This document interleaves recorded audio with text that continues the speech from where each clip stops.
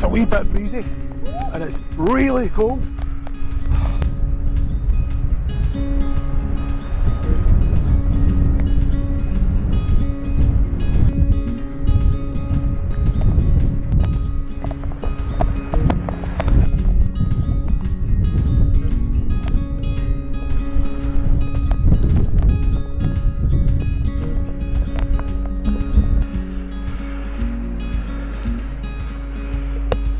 How'd you get in? Have you seen a gate?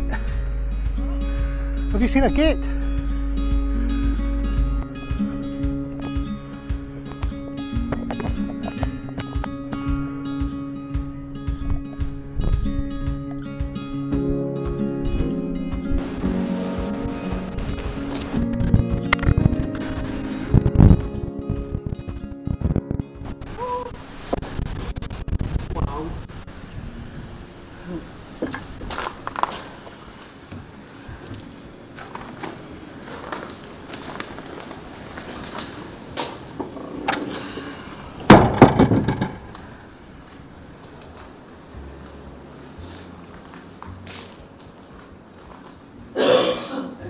What do you think? It's cold. What do you think of the chapel? It is absolutely stunning. I'll appreciate it more when my eyes stop watering from the wind. Oh. That is really, really cool. Very much like the Kilmore Nap we were at last week. Similar carvings. Some older looking stones actually. Are these older or are they the same age? You weren't listening in the car? No, I wasn't. Yeah, No. I said there's so much older, yes. Yeah, there's some much older stones, yeah.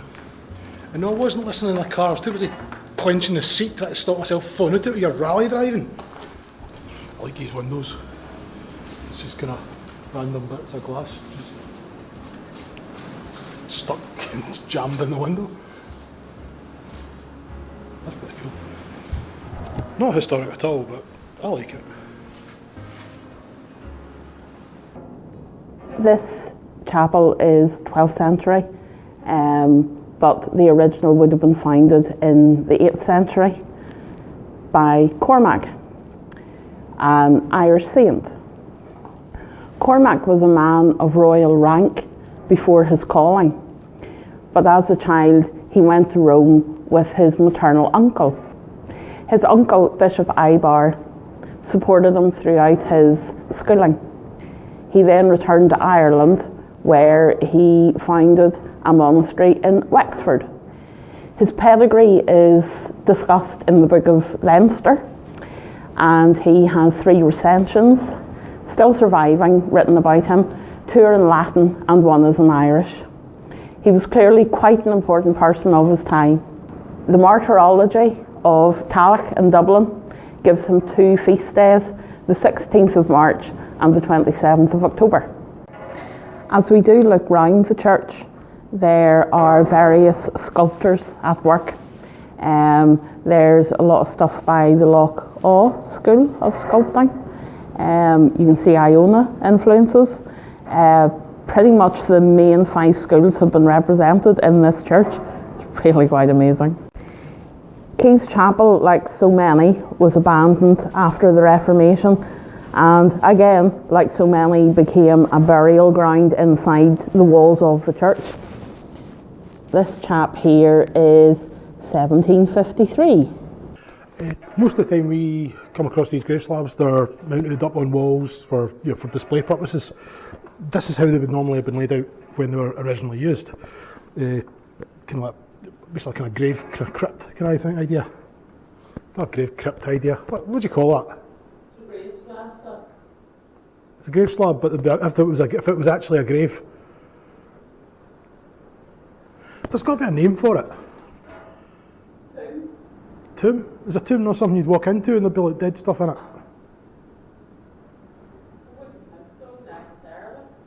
Well, that's how a grave slab would be used, not positioned up against the wall or sticking out the ground like a headstone. So most of these slabs would have been recumbent. Sarcophagus? Is that not just in Egypt? This one that caught my eye earlier on, I just realised it's actually carved on both sides. It's got your carved cross here with the carving on the cross, and then around the other side we have another cross with carvings on that as well. I wish that window would stop rattling. In the likes of this cross, it is very obvious the Celtic artwork. We have the Celtic cross, and we also have what is becoming very recognisable, the pair of shears. Some very obvious grave slabs from warriors. These ones are quite unusual because we have the sword and what appears to be the battle shield. Julia's got me looking for a slab with a heart on it. I've had a look round them all, but I didn't see any.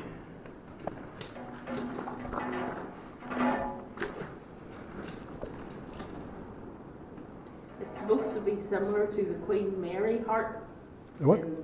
It's supposed to be similar to the Queen Mary heart. Queen Mary heart. Heart. Harp? Heart.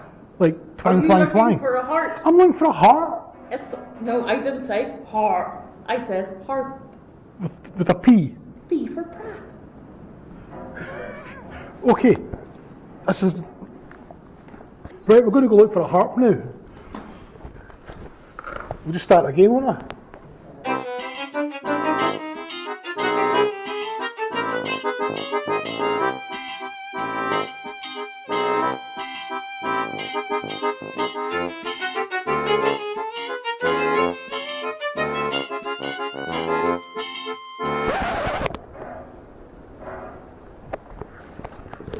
Found it. That's a harp, I think. Julie, is that a harp? It kind of looks like the wee sign on Guinness bottles.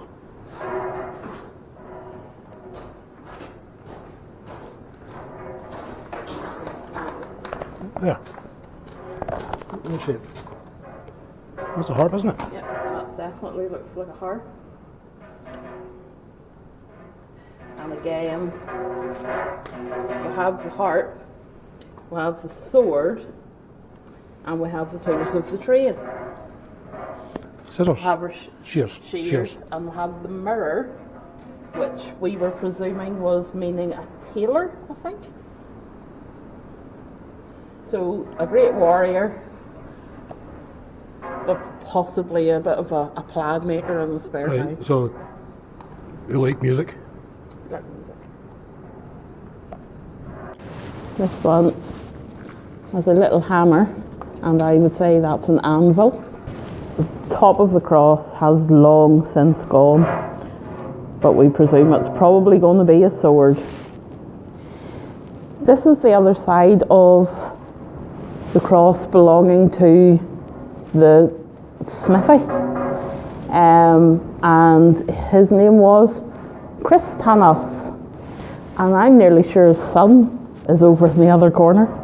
This cross has remnants of Gaelic at the bottom as well, and this actually commemorates Johans, or John, who would have been Christanos' son. It also has Athbrek in Gaelic at the bottom, who was his daughter. And the last few places we've been going to, we've been discussing how us women very rarely get a shout out on any of the slabs. This one's got one. This one's the Keills cross. Keills cross. Keills cross. It's very unusual because of the short arms, and there is carving on one side, the other side is blank. The blank side is nothing to they don't feel that that's a great mystery. They think that when the cross was first possibly cut, it was close enough to a wall that they didn't need to do both sides. It's much older than our Macmillan cross that was on the last place. Yes, Yeah. Kilmorey Nat. If has some interesting depictions on it as well. It's really clear as well. Yeah. Okay, here we have a figure, and it's presumed that he's holding a Bible. There's two different thoughts on what that might be. It may be Christ, and the four evangelists are depicted as four animals, or it could be Daniel in the lion's den, and it's four lions. The fact he's holding the Bible apparently is symbolic of either giving someone a blessing or holding someone in judgment. So who knows? What is very interesting and what is very, very clear is this part that I'm too short to reach. 3 what looks like perfect eggs, nearly. Right. And obviously Christianity is built on the Trinity. Right. And often you will find 3 eggs on stones. I'm nearly sure we did see 3 eggs on a cross somewhere, but we've seen so many, I don't remember which one. But it does resemble the Father, the Son, and the Holy Ghost. Right. Right up at the very top, that is presumed to be a depiction of St. Michael. And the wiggly bit is him either slaying a dragon or a serpent. Obviously, like all the stones, we have, symbolism of animals, interwoven branches and stuff, which all, mean the life and things like that. But I think that this cross just takes my breath away. It's actually just amazing. So who was this one? The archaeologists are saying early Christian, so I'm thinking maybe 800-900, which is pretty amazing. That sounds right, yeah. This did originally stand outside the church, which I'll show you. You probably saw it on the way saw in. There's a concrete one up there now. Yeah, it's just there's no carvings on either side, but it's just a blank one. This guy did sit up there. He came in here in 1979. So it's sat out there for 1,000 years, and it's still in that condition. Looks that way, yeah. Wow. Who Where could have caused it? I'm thinking maybe it's an Iona school one, just by the depiction of the animals, because Iona seems to be very good at animals. Yeah, all the pillars and everything, they were all covered in them. Yeah. What I would say, that's sat outside the 1979. Can you imagine the level of detail when they first hauled that up the hill? Right, Really? I'm even the detail on it now. It's still really, really detailed for a bit of stone that was sitting outside for 1,000 years. That sounds mental. This stone was sitting outside for 1,000 years. Yeah, from the late 8th century. That's nuts. A really cool window. Like, where it's kind of tapered. Yeah, it's called a round-headed window. A round-headed window. Yeah, and that pretty much is how archaeologists, my friend Marion, dated the church. Right. Because of the style of the window. Oh, that kind of taper. Well, kind of like an arrow slit kind of taper, really. It's called round-headed. Aye. And what were you saying about the cross? About your cross. Is it, I don't know if this is an old thing or somebody's just done it recently, but there's a cross scraped into that bit of rock. It's getting wrapped up to go back outside. It's absolutely freezing.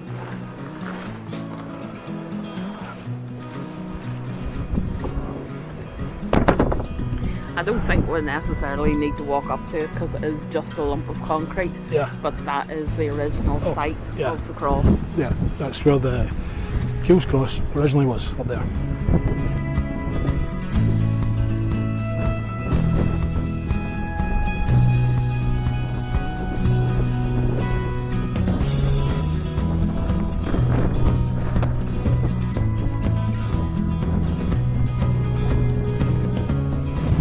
It is on one of those islands out there that we can just about see on the horizon that Cormac is buried.